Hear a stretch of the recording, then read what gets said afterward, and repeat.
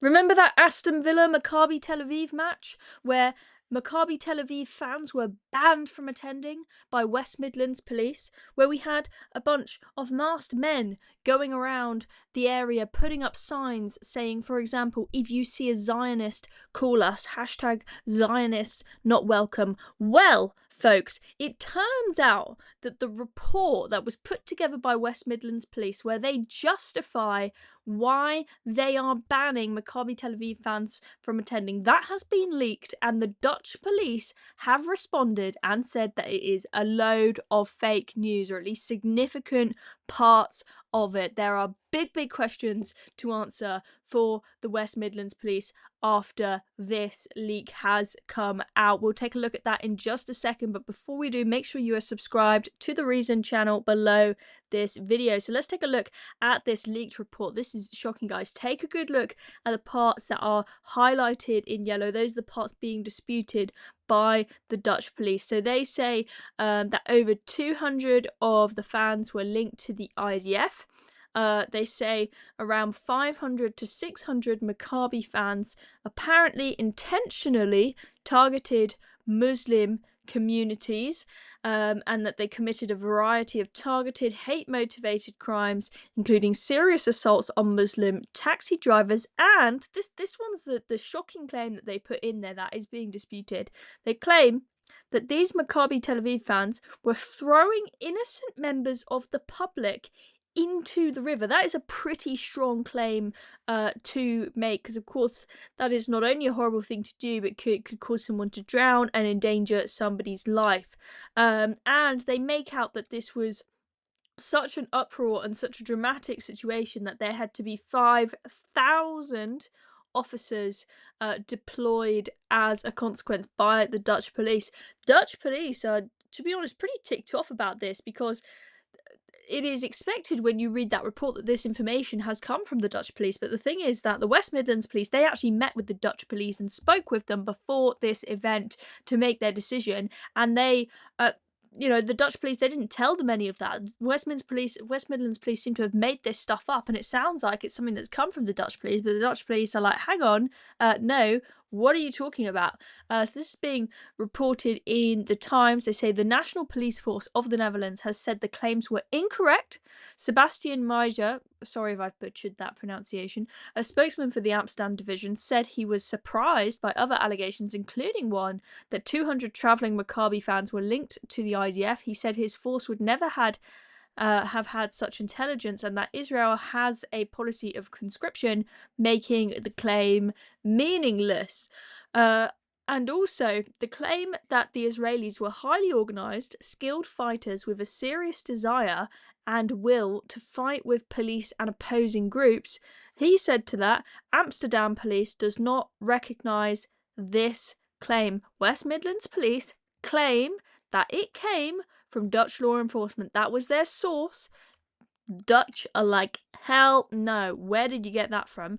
And then I told you the claim about people being thrown in the river was one of the ones that was really serious and is being disputed. So the representative from the Dutch police says the only known case related to a man who appeared to be a Maccabi Tel Aviv fan. He was filmed being told he could leave the water on the condition, he said, free Palestine. Oh, so it's the other way around. Other way around. Okay, there was a Maccabi Tel Aviv fan thrown in the river by the sounds of it, and he had to say free Palestine to not drown.